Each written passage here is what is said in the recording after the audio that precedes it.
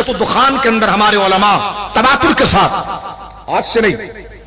تواتر کے ساتھ، دور صحابہ سے، کوئی یہ نہ کہے کہ یہ کوئی خاص مسلک نہیں عقیدہ نکالا ہے، نہیں، اگر اسی پر ہے تو ہم کوئی یہ کہے یہ کوئی خاص مسلک کی علامت ہے اس رات کو، گویا کہ اس رات کی عبادت کرنا، تو میں نے کہا اسی فارمولے پر آ جاؤ، یہی مسلک ہم صحابہ سے ثابت کر دیتے ہیں، اور یہ بات واضح ہو جائے گی کہ جناب کون قرآنہ ہے اور کون خریدا ہوا ہے اور کون بکا ہوا ہے۔ تو یہ آج کی شب جو ہے جس کو ہم 15ویں شب کہتے ہیں، 15ویں شب کہتے ہیں شعبان المعظم کی، اس کے بارے میں تواتر کے ساتھ، یعنی کتب کے اعتبار سے اور تاریخی تحقیق کے تسلسل کے اعتبار سے، تفسیر کی کوئی کتاب آپ نہیں دیکھیں گے جس میں یہ قول نہ ہو،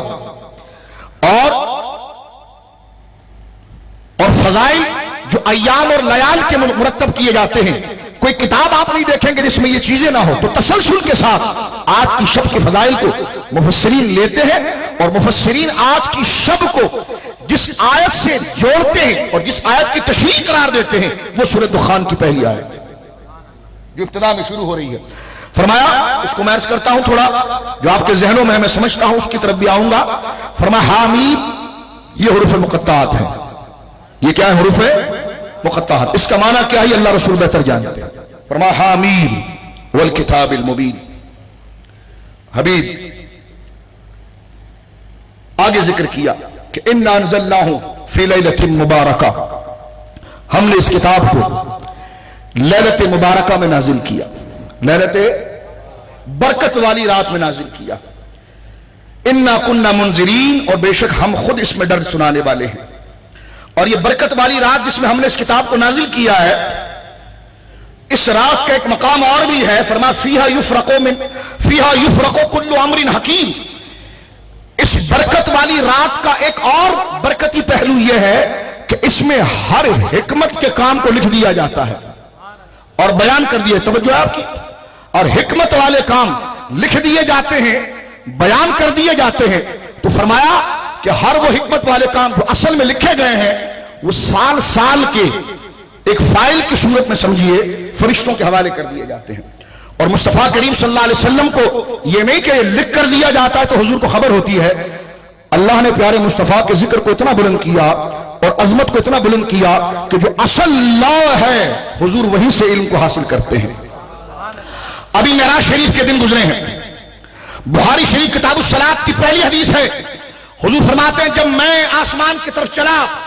تو میں ایک مقام پر پہنچا جو مقام مصطفیٰ تھا، میں وہاں پر رکا اور انی اسرف و شریف الاقلام، میں نے وہاں پر تقدیر کے قلم چلنے کی آواز کو سنا ہے۔ حضور فرماتے ہیں میں نے وہاں پر تقدیر کے قلم کو چلنے کی آواز، بخاری شریف میں ہے، تقدیر کے قلم کو چلنے کی آواز سنا ہے۔ علامہ عینی کی شرح اٹھا کر دیکھیں آپ، میں نے شب معراج میں اس کی تشریح پیش کی لیکن یہاں پر تقدیر کی بات آئی ہے تو ذات مصطفیٰ کریم صلی اللہ علیہ وسلم کی بارگاہ میں اس عظمت کا گلدستہ پیش کرنا چاہوں گا ان حوالوں کے ذریعے۔ علامہ حضور سیدنا علامہ عینی علیہ رحمہ نے جو بخاری کی سب سے مستند شروحات میں ذکر کی جاتی ہے، آپ اس حدیث کے تحت لکھتے ہیں کہ حضور فرماتے ہیں کہ میں مقام مصطفیٰ پر پہنچا اور وہاں پر میں نے تقدیر یعنی خدا کا جو تقدیری قلم ہے جو چل رہا تھا اس کو میں نے دیکھا۔ تو کہا اس قلم میں کیا تھا،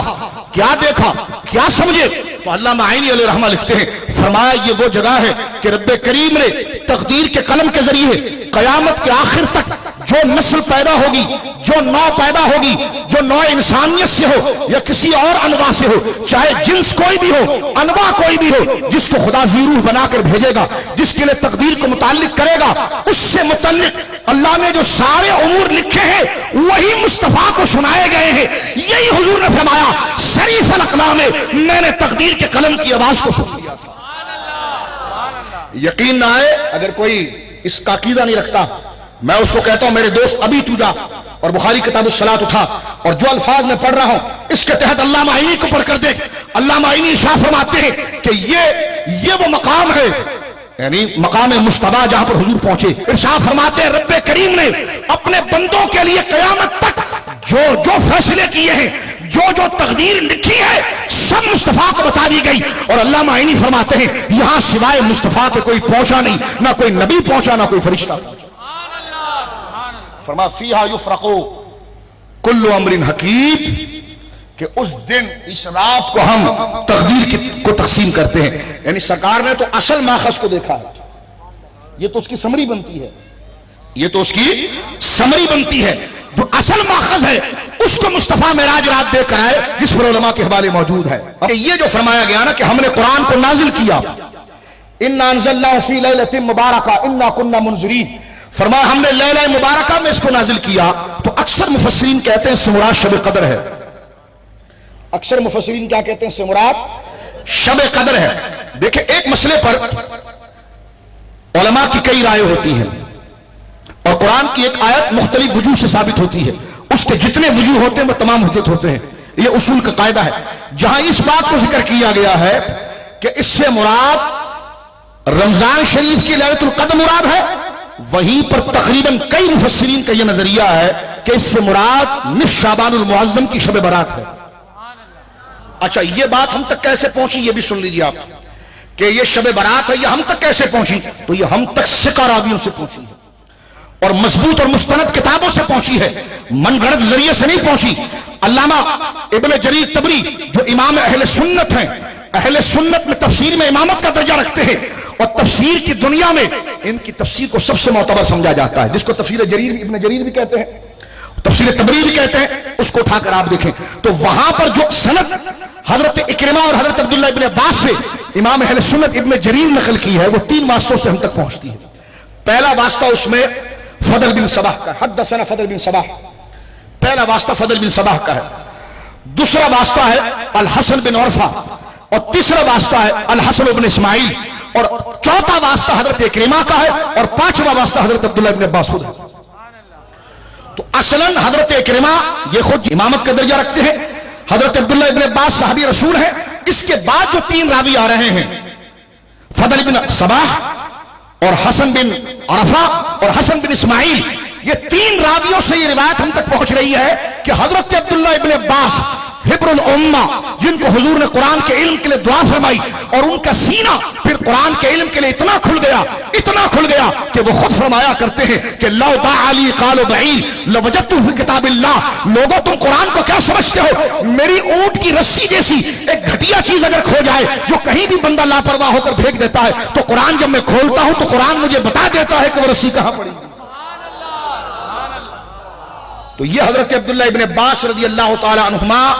اس بات کو ذکر کرتے ہیں کہ اس آیت کریمہ کے اِنَّا أَنزَلْنَاهُ فِي لَيْلَةٍ مُبَارَكَةٍ، لیلۃ المبارکہ سے مراد یہ نصف شعبان المعظم یعنی شب برات مراد ہے۔ اب حضرت عبداللہ ابن عباس کا قول ہمیں یہ 3 راویوں سے آیا، آپ تقریب و تہذیب اٹھا کر دیکھیں جہاں راویوں کو کھنگالا جاتا ہے، آپ تہذیب و تہذیب اٹھا کر دیکھیں، ان تینوں کتابوں کے اندر میں نے راوی کے نام آپ کے سامنے لیے ہیں، ان تینوں راوی کو اگر آپ دیکھیں گے تو اس کی ثقات، ان کی مضبوطی، ان کی درستی کو ذکر کیا گیا ہے، تو لہذا اس رات کو 15 شعبان المعظم کی رات کو اس آیت سے لینا یہ صحیح سند کے ساتھ ثابت ہے۔